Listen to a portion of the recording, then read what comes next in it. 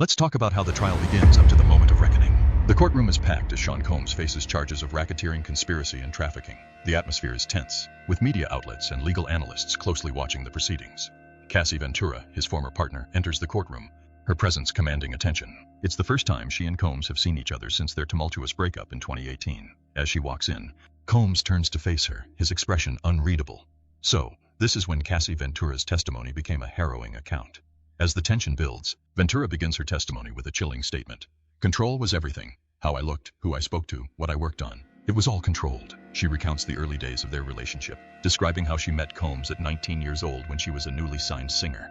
Their friendship became romantic 2 years later, but soon, she began to see a different side of him. She details years of physical, emotional, and psychological abuse, recalling instances where Combs knocked her over, kicked and dragged her, and stomped on her head, leaving her with black eyes and bruises. The abuse, she says, happened frequently. Then, Ventura describes the infamous freak-offs, drug-fueled sexual encounters orchestrated by Combs that lasted anywhere from 36 hours to 4 days. She was 22 years old when she had her first experience with them.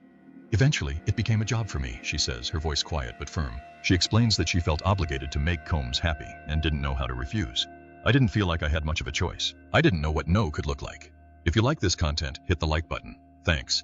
How did Sean Combs react to Cassie's testimony? This is how a moment of intensity became apparent to everyone in the courtroom. It was noted that throughout Ventura's testimony, Combs remained stoic but visibly tense, occasionally shaking his head in disagreement. His legal team vehemently denies the allegations, arguing that the encounters were consensual. However, the prosecution presents security footage from a 2016 incident at a Los Angeles hotel, showing Combs repeatedly kicking and assaulting Ventura as she tries to flee to an elevator. The courtroom gasps as the footage plays. Let's break down the courtroom and public reactions as they've become a firestorm of opinions. Legal analysts dissect Ventura's testimony, calling it damning and potentially trial-defining. Social media erupts. Hashtags trend worldwide as users express outrage, support, and speculation. Public figures and activists weigh in, with some calling for accountability and others questioning the legal proceedings. Meanwhile, Ventura breaks down on the stand, describing the humiliation and disgust she felt during the freak-offs.